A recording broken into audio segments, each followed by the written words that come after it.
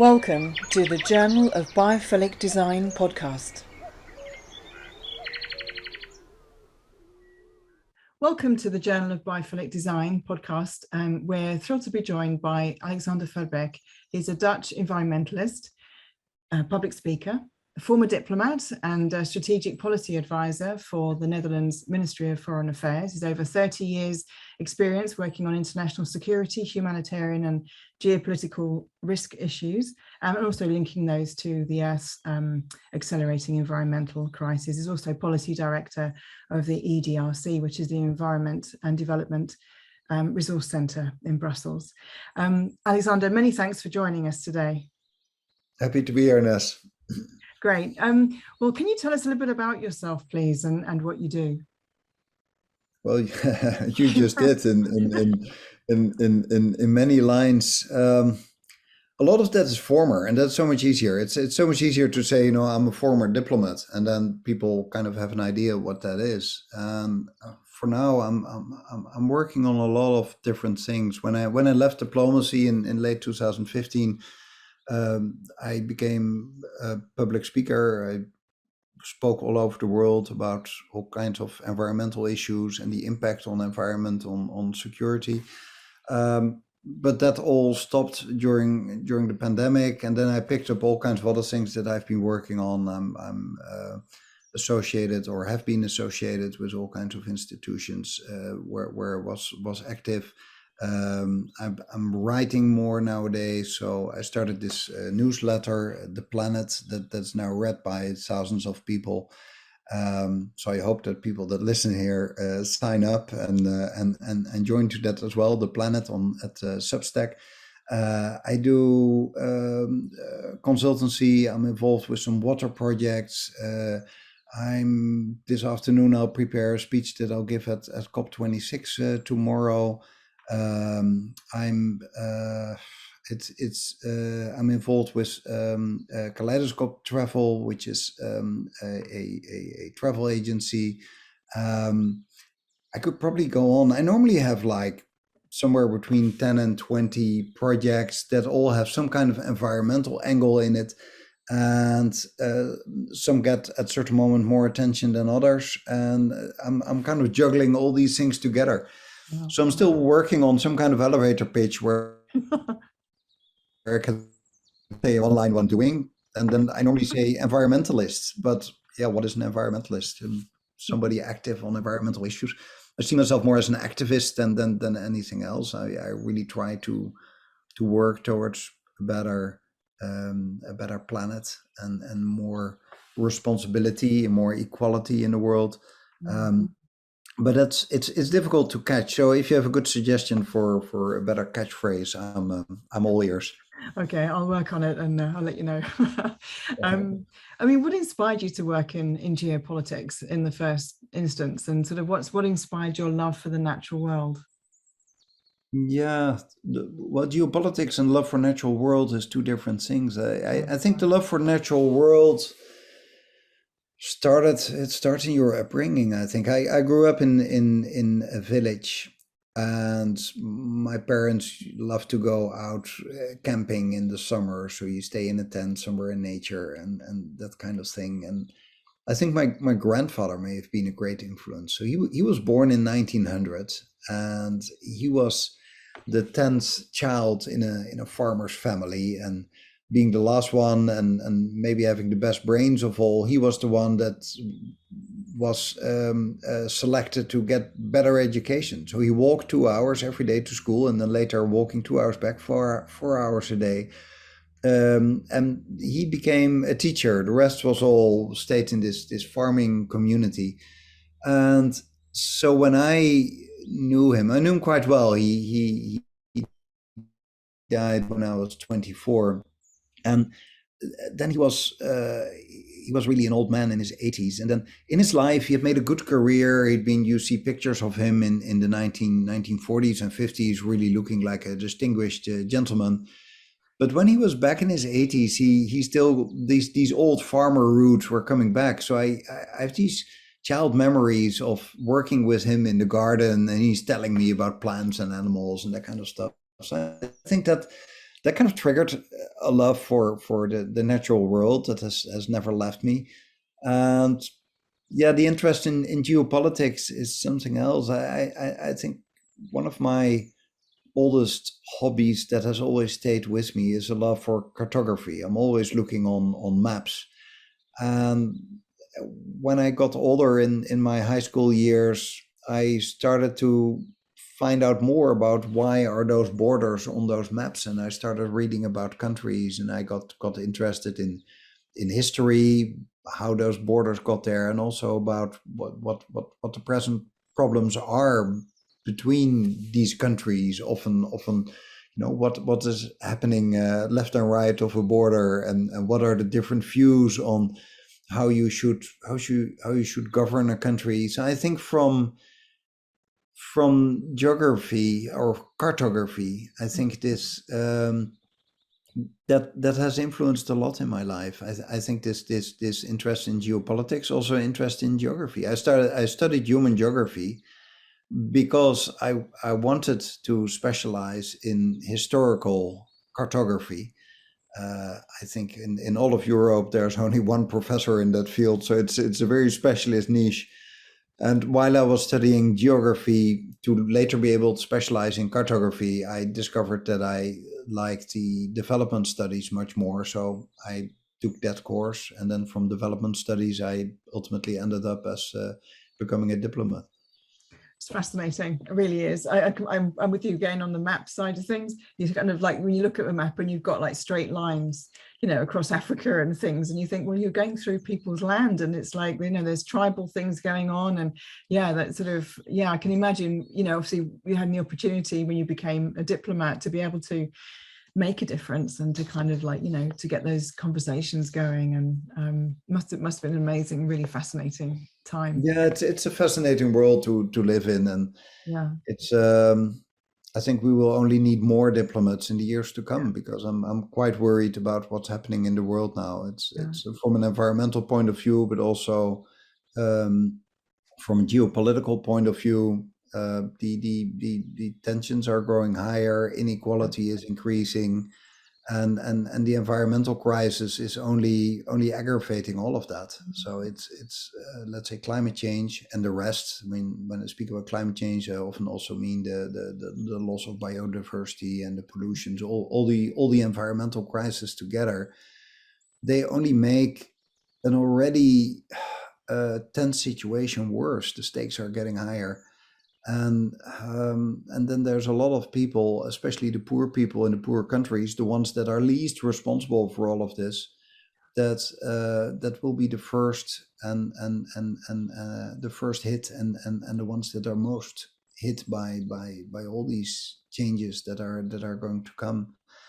So we will need good diplomats to find a successful way out of this, out of this, all this mess of all these different crises that are impacting each other. It's a kind of negative spiral downwards. And there are opportunities to change it in a positive spiral upwards, but then we need the right political will and the right visionary leaders to get us out of this. Yeah, absolutely. Yeah, I think you're right as well about about diplomats. I mean, the whole that old-fashioned thing of saying jaw, not war, war, war. I mean, for so many things, if we just sat down all together and spoke and discussed options and calmly, with an open mind, I mean, sort of the old school diplomats as well were so versed in history and politics and things, so that when they did sit down with somebody, they would have an understanding of the people they were speaking with. It seems like there seems to be a bit of a disconnect there in terms of education, people sort of being fast tracked into some diplomatic routes, I think. But anyway, I mean, if just let's sort of go sort of circle back on something nice, really. I mean, what for you is special about our planet? I mean, I love your, and I'm going to give another plug to your newsletter, the Planet, which people can find on Substack, and I will put a link on the blurb that goes with the podcast, and also on the journal of biophilicdesign.com. But yeah, I mean, your newsletter is fantastic because you share photographs and images of nature as well as talk about political issues, and it's so rich in its diversity, a bit like nature actually. That there's all these different diverse aspects to nature. Your newsletter reflects that on many sort of ways, symbolic and other. But for you, what's so special about the planet? Well, you just mentioned the word diversity, and I think that is maybe the catchphrase that catches it. I mean, imagine this vast universe that we are in. That is just to give an impression. There's literally more grains of sand on all the beaches in the world than there are stars in the universe. So just grab, one hand of sand next time you're on the beach and try to count them. And then imagine how vast this universe is. And that universe is some people find it fascinating. I think it's fascinating too, but to a large extent, it's boring because it is dark and empty and cold and not much is happening there. And then suppose you're some kind of Martian flying through the universe, and then suddenly you land on this planet and you say, wow, now we found, a real gem. This is a pretty small planet, but look how beautiful it is. You have all these different forms of life on this planet, in the oceans and on the land, and all the variety, how this evolution has been taking place on this planet, and creating this diversity, how beautiful it is. And then in the story of this planet, it's only if I recently wrote about, but you've heard this before in other places, I'm sure, but if you compress the history of the planet Earth, those 4.5 billion years, into 1 year, it's only in the last 2 seconds before midnight that we start the Industrial Revolution. And that in those 2 seconds, we are dramatically changing the planet. We've done that before. The extinction of the woolly mammoths, etc., is probably also,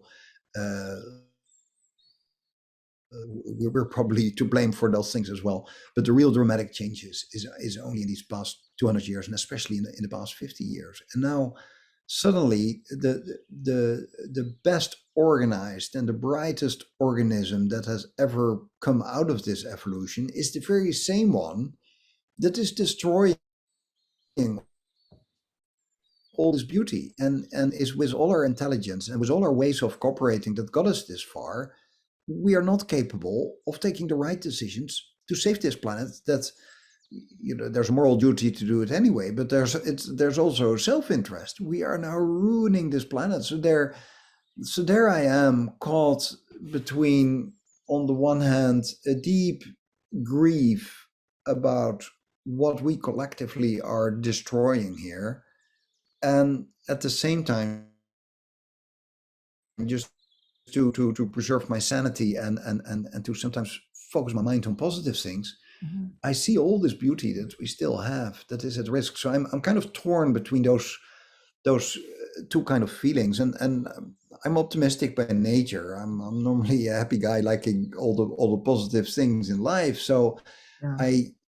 I increasingly focus more on the beauty of nature, but I can't help myself from writing and telling stories about what we're doing wrong on this planet, and how urgent it is that we have not a day to lose to change our course. Yeah, again, I'm with you on that. And it's one of the reasons why I'm doing this biophilic design, because I feel if we can bring nature and natural elements into the built environment, and people are surrounded by visual representations and audible kind of like enhancements and stuff, so that, it will then give them an immersive sensitivity and appreciation and respect for nature, so they will actually action something. I mean, before we go on to sort of biophilic design and stuff, I just want to circle back a little bit. I mean, in your own lifetime, I mean, you've worked in like lots of different countries and lots of different places, but over the last, I mean, sort of 30 years or so, I don't want to say or so really, but we just keep it as like that. But in sort of in a nutshell, how have you seen climate change? How have you seen it change?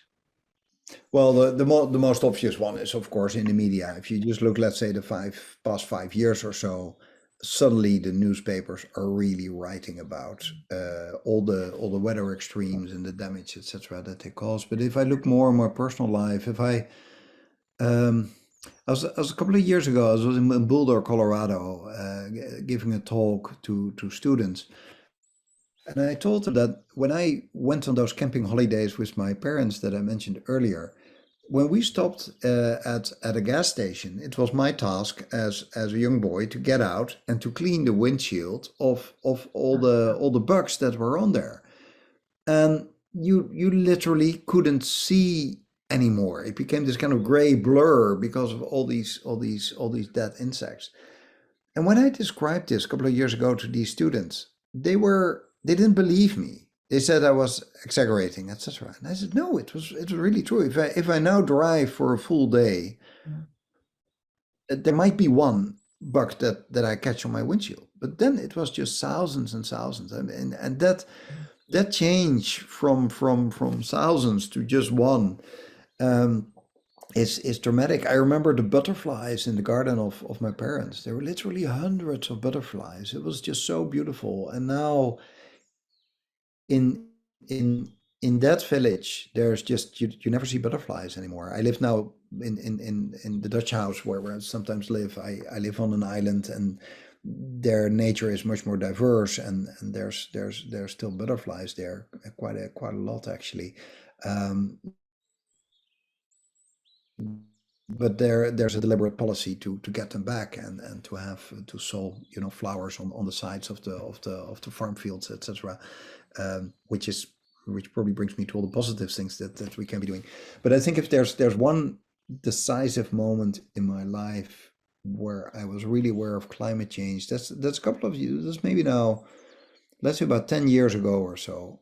And I was already for years active on climate change. I was talking about it, how bad it was, and it was also part of my work as a diplomat. I often had to deal with environmental issues. I was living in Vienna in those days and connected to the OSCE, the Organization for Security and Cooperation in Europe.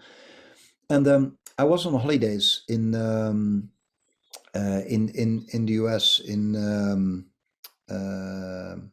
I forgot the name now where I was, but there was this beautiful spot where I was looking at these it was in Jackson. I think it's I forgot the name, but you look at these beautiful mountain ranges, and I was standing in wetlands and making photographs of these wetlands. There was some beaver works were in the picture, and there was these mountains back. And I took a beautiful picture. That's all like, wow, this is a prize-winning picture. And only then, when I looked through the lens, I realized that all the trees on the picture had died. And that was something that I'd read about, that I had spoken about in public. There was these little tiny beavers, beetles that are living in the bark, and they don't die anymore in the winter because the winters are not cold enough. So they have now 2 cycles every year of reproduction. So they're massively expanding, and they're killing all these pine trees. And at that moment, I just realized I'm seeing here now climate change through my lens. And I felt a bit betrayed in a way, like I was dealing with climate change as my job, but now I was on holiday. I didn't want to be bothered with, that problem that I was professionally dealing about. Now I was on holiday. I was not supposed to experience climate change. I was supposed to experience beautiful nature. And I think that was a pivotal moment in my thinking, like, wow, this is just, even here, experiencing this. And I was rather shocked by everything that I saw. And I later spoke to the rangers there, and they confirmed that this was really this little beetle that was doing it. Yeah, I mean, you say it's things you don't think about. One has a knock-on effect of something else. They got, Yeah. you're putting with the bugs. I remember that when I was a kid, and hundreds of bugs would be on the window. You're trying to sort of clear it, you couldn't really see out the window and stuff, and it's so different. I mean, obviously we're filming this right in the middle of COP26, and as you said, you're going to give a paper on Saturday, the 6th of November. I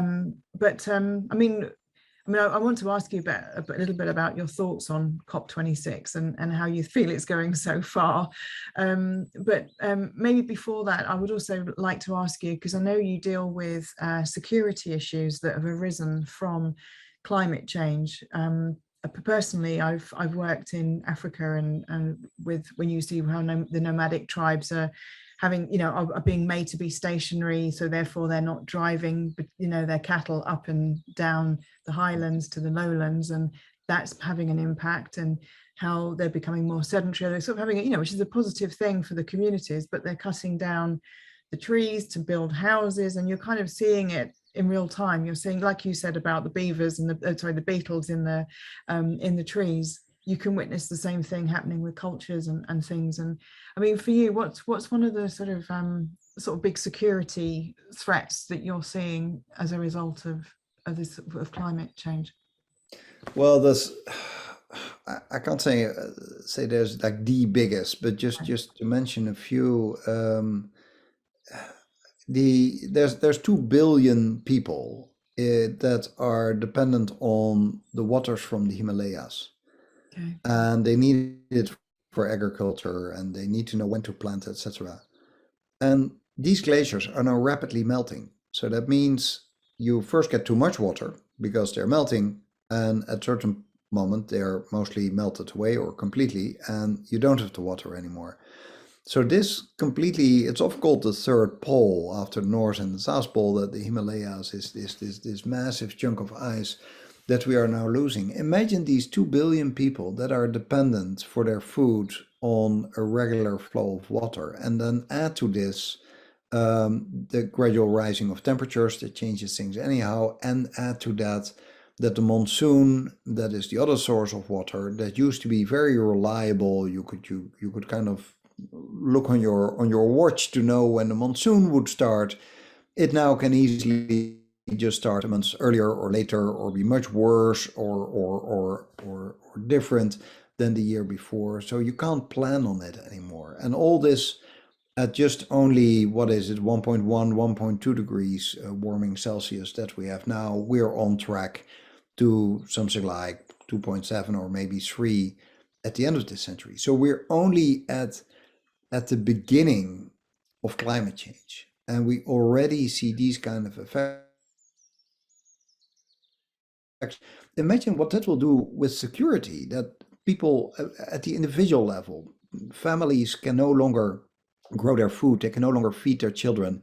They will move away to other places where they can find water, but already there are other people living that need to make use of the water that is there available, which is not enough. You will get all kinds of tensions between people, between the countryside and the cities, within cities, between countries. Think about transboundary rivers, etc. Or to give another example, which is more, let's say, the hard international security. If you look at the Arctic, now that the ice is melting in the Arctic Ocean, then suddenly what used to be a patch of ice is now an ocean.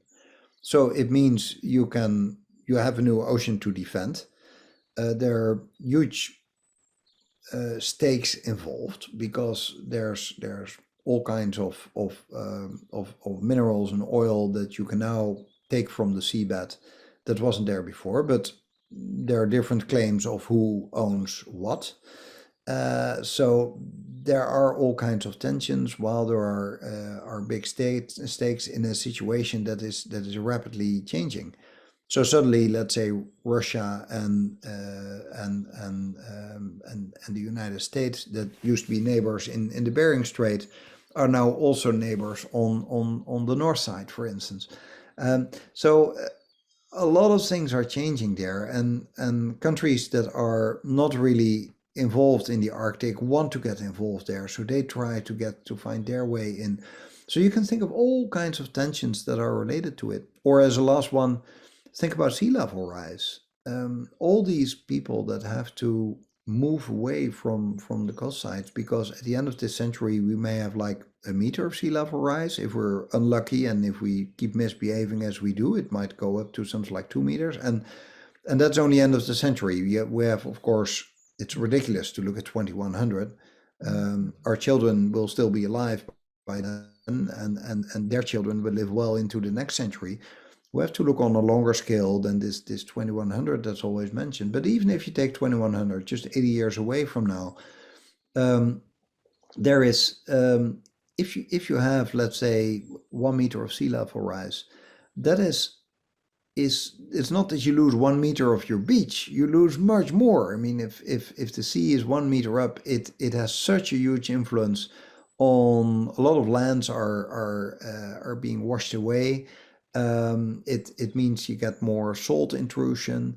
It means that rivers that have to offload their waters in a sea cannot do so if that sea is 1 meter higher. So you get all kinds of rivers that need much more space, and they will become much wider and more unpredictable, especially combined with more excessive rainfalls, etc. So this will impact billions of people that live either near the coast or near other areas that will be involved. And where are these people going to, and who still owns the land? I recently saw an example of a river in Nepal that is now, because of the melting of the glaciers, the river is now much wider, and the local population is still paying tax to the authorities for their water, for their land that is underwater permanently. But by all treaties, they still have to pay tax for it. So they lose their income from the land, and on top of that, they have to pay tax for it. So this is just one example, but put this on a massive scale, and you can imagine how much tensions and difficulties will arise all over the world. I could talk for days about examples of what's going to happen, but countries must be aware that of all the risks of climate change, the human security risks and the geopolitical security risks have to be taken very, very serious. And it's just another argument why it's such a good investment to prepare now for both to avoid climate change, the mitigation as we call it, but also to work on adaptation and make communities more resilient to adapt to all these changes. Yeah, we forget that things like that are happening. We like to say the flooding in Nepal and how that's going to affect people. I mean, how they how do the local tax offices cope with it? I mean, there's all these different things, and then people are going to rise up, and there's all these things. So as you say, we need to mitigate against these things, educate. And well, if we can prevent it, then better. I mean, obviously COP26 is taking place right now, and there's so many things that we could talk about that's happening there. I've been following it and watching some of the live feeds from the side shows, as it were. I mean, what are your thoughts on COP26? I mean, they've had the supposed thing about coal emissions and things, but how are you optimistic about it? Are you kind of what you're hearing? How are you feeling about it? I wish I was, but well, really no. And everybody says this is the last chance to save the planet, which is in a way true, because we can't wait for a moment. On the other hand, it's not true, because even when we're 20 years from now and the situation is much worse, we should still we should always do our best. So there's never really like a last chance. But yeah, if we want to keep this planet more or less as it is, if we want to really keep warming under 1.5 degrees Celsius, the only viable option is that we now would have an amazing outcome of COP26, where all the countries in the world, and especially, let's say, the leading 20 or so countries that produce something like 70 or 80% of all the emissions, if they would come together and say, okay, this is enough. Now we really stop. Now we are rapidly going to stop with all emissions and build that down as fast as possible. Any outcome of COP26 that is not a dramatic announcement of so many countries that they are really, really going to do what they should do now is a failure. And so in that sense, you can say this is a massive failure. That doesn't mean that I don't embrace, all the little things that come out of it. Of course, we should stop deforestation, but we had promised that already before, already for 2030. But we now do it again. I can only be happy about it. Let's hope it works this time. Although the declarations from countries like Brazil and Indonesia that gave a completely different interpretation to what you and I read are not very hopeful. Of course, I like outcomes on methane. Of course, we anything you can do on coal is positive, but our leaders worldwide still seem to miss the point that this is really a matter of life and death, and that we just don't have the luxury anymore to postpone. And so I'm very with the young generation led by Greta Thunberg, who is saying we simply don't have the time. We have to take our responsibility. We have to act. And what they also seem to miss is that there's so much positive news. I mean, by taking the right action, by basically in one word, it is just stop burning fossil fuels, and then if you want to add one other word, it should be deforestation or land use, and then you catch already basically the whole problem. And there's so much positive things that we can do. So, for instance, if you stop burning fossil fuels or drastically reduce it, we get cleaner air. We lose every year in the world millions of people. I think the number is something like 7 million a year, or 8 or 9 million people a year. We lose by bad air quality caused by the burning of fossil fuels. Instead, what do countries do worldwide? The IEA, the IRENA, the International Renewable Energy Agency, has calculated that worldwide governments give 20 times as much subsidy on fossil fuels than they subsidize renewable energy. So we are subsidizing the wrong thing, and we governments keep making that mistake all the time. Suppose we would just turn that around. You start by saving these millions of lives. Isn't that fantastic? Imagine all the suffering of all these people dying. That is not necessary. Think of all the jobs that you can create, of all the innovation that we can do. We can make a better world. And on top of that, for those that are not so much interested in humanitarian aspects, but like to watch their wallet, it's a good return on investment to now go for a better course and make the right investments, because it's economically, it makes perfectly good sense. The cost that we make now to change the whole system that got us into all these troubles are a fraction of what we would later save by making those investments now. So we just have to change the whole system. And one of the problems that we have is that governments are never too creative in really making dramatic changes. They only do so when it is so visible that you really can't escape it. Let's say in times of war, you often see good governance, even though war itself is not something I would advertise as good governance. But if you think, for instance, I mean, look at what Churchill did. The UK looked lost. The Nazi Germany had taken over all of Europe, and this relatively little island where you are living against this massive landmass of Europe that's been taken over by fascism. And then, while a lot of politicians, and actually most politicians in London, were at the point of kind of giving up and find some kind of peace in our time kind of solution, they have this one leader that just says, that's rubbish. We're not going to do that. We're not going to give in to this bully. And even though we're completely alone and there was no United States that was helping them, we are going to fight this fight. And that bravery has been rewarded.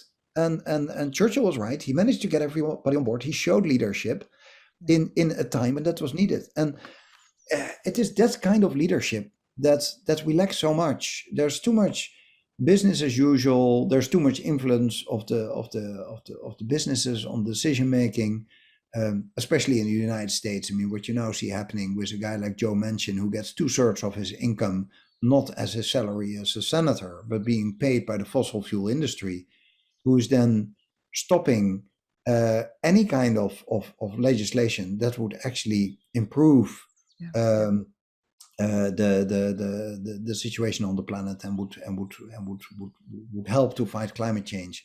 Mm-hmm. That is a disgrace. How is it possible that? And then I'm not even talking about the other half of all American parliamentarians for the other party that are fully in the pocket of the fossil fuel industry. Yeah. How is that possible? How can people accept this? And that's another thing that I wonder.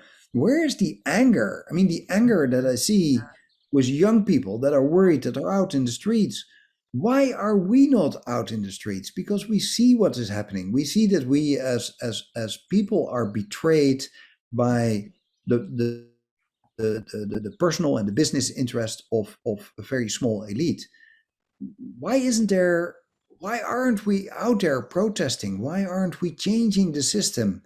How is it possible that we all just accept that we see the whole planet just being wasted? And I mean, I am probably the least likely protester that you would ever meet. You know, I'm a diplomat. I'm supposed to be very nuanced in my opinions, but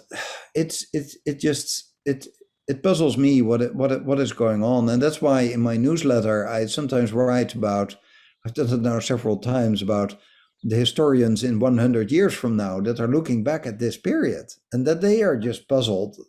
Why are we taking action on the pandemic? And we listen to the scientists and we put them on television.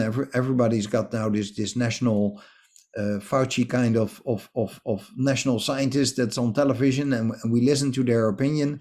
And we believe in science, and we invest in new medicines and vaccination.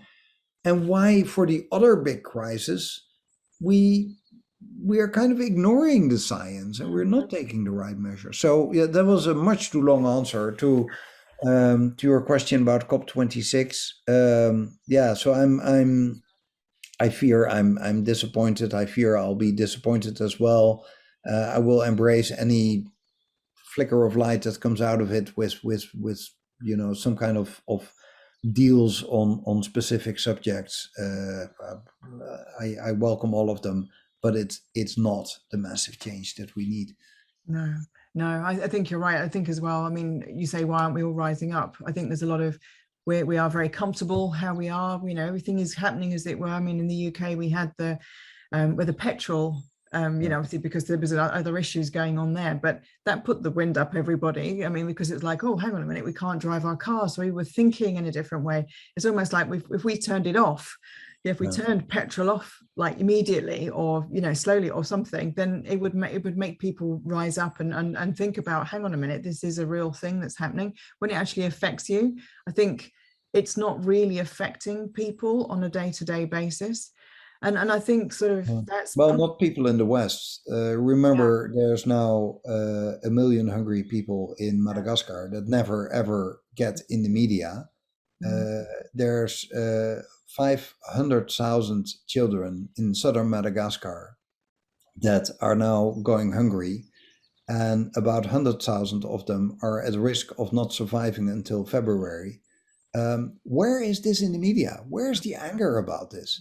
We only need something like $60 or $70 million to solve this problem, to at least feed them until the next harvest that might come in April. Why don't we pay that money? That is just, Jeff Bezos earns that in an afternoon or something. Why don't we help these people? They're dying as we speak. And it's so in the West we experience this much less, and of course when when there's a flooding in Germany, then it's for months all over in the media, and of course that's dramatic. But we talk about hundreds of thousands of children right now as we speak, and most people that hear me now talking about Madagascar haven't even heard of this famine, which is 100% caused by climate change. It's not caused by war or bad governance or anything else. It's a climate change famine.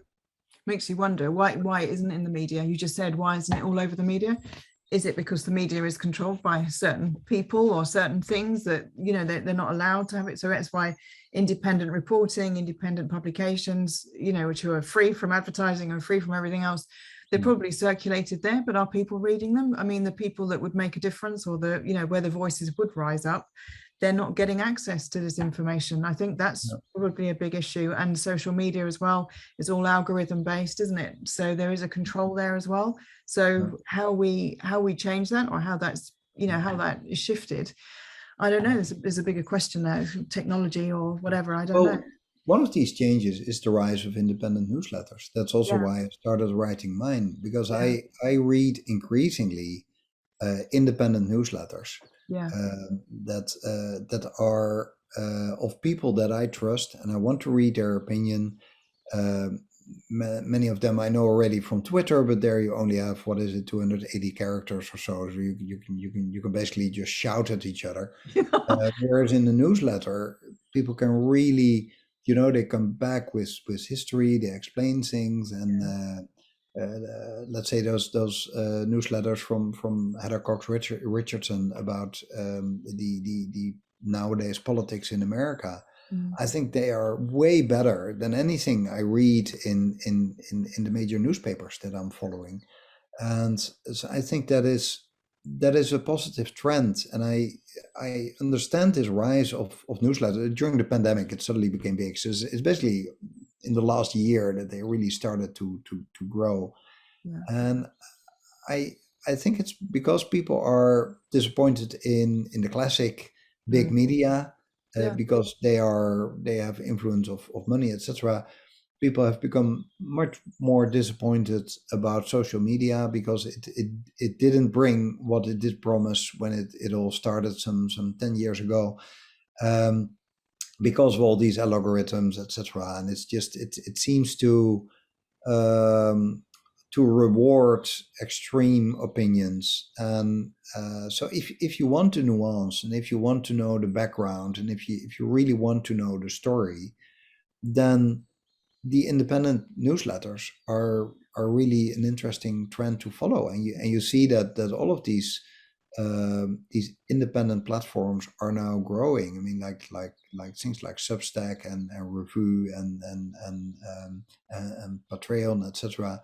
They are rapidly growing because people there find the people they trust and the nuances that they are looking for. I think The Conversation is a really good one, which is a free newsletter, also really worth to follow. They always have really interesting pieces, and so there's I think it's a good trend, but of course it's a tiny percentage of the population, probably the already more well-educated people that read from different sources, that are following these kinds of newsletters, and it's probably not the followers of Fox News that are the first ones to take subscription to a newsletter. I wish they did. Yeah, absolutely. Well, it's kind of one of the reasons why I've set up this Journal of Biophilic Design, is to try and educate people and try and share knowledge and ideas and get conversations and dialogue and debate going and questions and inspiring people to actually make a difference as well. I mean, maybe we can talk back a little bit about the sort of biophilic design aspect. I mean, my sort of secret wish, I suppose, well, it's not so secret, I do actually splash it all over the website, that I'm hoping that if if in environments where biophilic design has been implemented, so where there's like plants and trees, and where there's better air quality and better sound, and textures remind you of nature and all these things, so we haven't changed much since Lives on the Plains. I'm hoping that by trying to encourage this design principle, which is better for us. It's been proven, through science and through environmental psychology and everything, that being surrounded by nature is better for us, for our mental well-being as well as our physical well-being. Reduces our cortisol levels and everything. I mean, how do you feel about that? I mean, do you feel that obviously the biophilic design principle, do you feel that if nature was more included, like, you're not talking about just nature-based solutions like just planting loads of trees in an area, which I think is really important, but actually bringing like a biophilic design concept into the built environment would be a positive step to help spark people's imaginations and inspiration to make a difference. Yeah. Oh, yeah. I'm fully on board with you. Yeah. Um, there's so much to say about this. For instance, just planting trees in cities makes an enormous change in many ways. There's of course the well-known psychological. I don't know how well known it is, but let's say the impact that being surrounded by trees that it has on your own well-being. Yeah. They've researched it with children in London that children growing up that spend time in areas with trees, not so much grasslands, but it should really be forest, has a remarkable change on their mental health and also on their cognitive functions of their brain. So that is one part. But there's also, when you look at, for instance, climate change, that an area of a city with trees can much better withstand a heat wave than without trees. Yeah. And then you see climate change always, within two sentences, I'm back at inequality. If you see, for instance, cities in America, you see that the black neighborhoods have a fraction of the amount of trees that you find in white neighborhoods.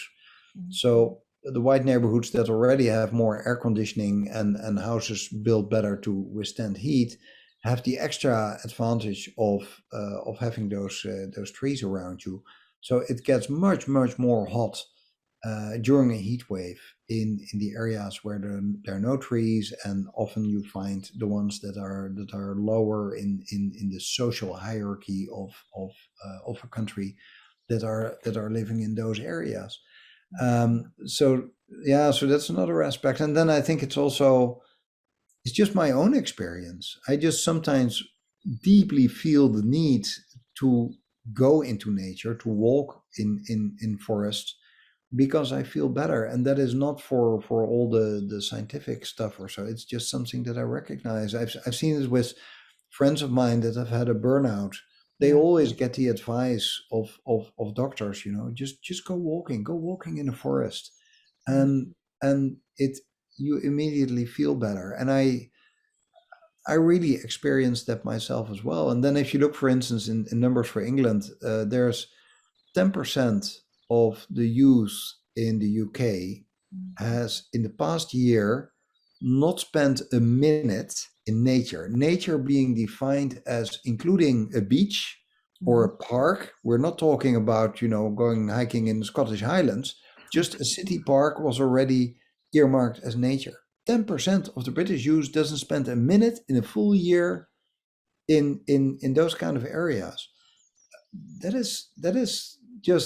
That should be forbidden by law. I mean, you should, in education programs at school, there should be a curriculum about learning about nature.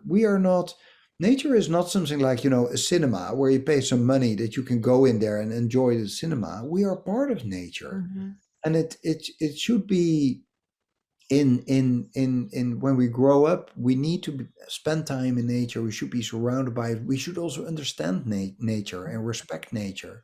Mm-hmm. And it would make a huge change if we would add some kind of, I don't know, there probably people have written PhDs on this if you start looking for it, but I would say call it whatever, nature education or something that you just have into, primary schools and secondary education. So I believe very much in it, and it's a pity that it's often seen as a kind of luxury. I would love to see that, not some kind of, the falling water house or those kind of famous structures that are, the normal people can't pay. But I would love to see that Yeah. If you just build a new area or rebuild an area for the average people, Mhm. that they have enough access to green in the design of their house, in the design of the neighborhood, that there's parks and that there's trees around, and any tree helps. We need more trees in the world. It's the best carbon capture and storage that the world has ever designed is called a tree. It's not some kind of factory in Iceland where they try to soak up the carbon out of the air. It's just trees, and they need to be part of our lives. Yeah. Yeah, absolutely. Do you have an example of a green city, or like a sort of, that you've maybe visited, or, I mean, obviously I love, Singapore, and they've got the beautiful, indoor waterfall and stuff like that. But have you got like an example of a city, because you've traveled all over the place, or a place, doesn't have to be a city, but, that's really, really stands out for you as being like a biophilic city? Yeah, well, the first one that comes to mind is the city where I studied, Utrecht. So for those who don't know, that's a major university city in Netherlands. Actually, best university elected as the best university the past 10 or 15 years by now in the Netherlands. And it's let's say an hour away from Amsterdam. Utrecht is a classic old European city that started like 2,000 years ago. The Romans started it, and I've come back ever since I studied there, and that city has an amazing policy of greening the city. It's really difficult to get in now by car. If you really have to, you can do it, but it's just taken over by the bicycles. And something else, for instance, that they did, that like a typical European city, it used to have a wall around it with water to keep the enemy out. Then when we no longer needed to defend against the Spanish armies or whomever was attacking us, we made it like a park landscape. But then what happened in the 1960s was that we wanted to modernize everything. So a part of this this green ring around the city center was then paved paved into a kind of 6-lane highway or something, and it led from nothing to nowhere in the middle of the city. And recently I saw that they have removed all that, brought it back to just a 2-lane street, and all the green is brought back. There's water. You can now in a boat sail around the center of the city. So it's typically a city that is greening very much. If you look at the design of houses, first idea that comes up is the work of Cesar Monreal, an artist who worked from the mid-60s till I think the early 90s on the island of Lanzarote. It's one of the Canary Islands, which is not at all a green island. It's often people describe it as a kind of lunar landscape because it's very volcanic and in a relatively hot zone. The eastern Canary Islands are rather dry, but he was really building with nature. So he used these volcanic landscapes to build his house there. Beautiful embedded architecture within what nature gave him. So he uses the local materials, brings in plants and little swimming pools, etc. But very much within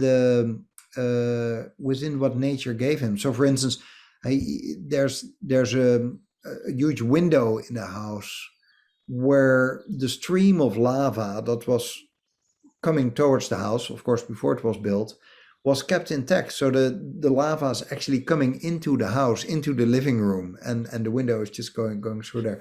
So if you're ever around there, have a look. It's and all this work is very much nature inspired. And I think if you go to the more, let's say, societies that are closer to nature, you see that their houses and their architecture is built with local Yeah. material, and it just blends in with the landscape, and there's hardly a kind of border between where the house stops and where the green growth is coming. So if you look at whatever, let's say the traditional building methods in of the Anasazi in Arizona or so, they just used what they had, and that is just, you just blend in your living with the nature. And that's, now we try to do it a bit the other way around. We built our house and then we put nature in. We cut some tulips and we put them in a vase. That's I love tulips, but that's actually the wrong way. We should have those plants living in our house. Yeah. And our house should extend into nature. And as I said, it shouldn't be a luxury for rich houses. It should be something much more common in the design of new houses that are closer to nature and that are also much more prepared to deal with the new demands that we will have on housing in a rapidly changing climate. They will have to deal with more extreme heat, with sudden downpours of water, and all those kind of things. And if that sudden downpour of water takes place, don't surround your house with concrete that it immediately flows away, but have a garden that absorbs it and slowly gives it back to nature. Those kind of elements. Yeah, so I'm all with you. I fully support everything that you're working on. Yeah, absolutely. It always drives me nuts when someone moves in and they drip up their garden and they put, a load of concrete, really all sealed up, and there's nothing that can climb and grow in between it, and then they worry when their house gets flooded because there's been a big rainfall, and you're like, well, if you'd left the grass there, you would have kind of the rain would have absorbed, and you stuck a tree in it and you would have absorbed the rainwater, so anyway, it's the same as these stupid leaf blowers. I mean, I'm here now in Ottawa, and I was afraid that before you would put on the recording that these leaf blowers would pass by again, because they're everywhere. Every little leaf which the insects need to put their eggs in, etc.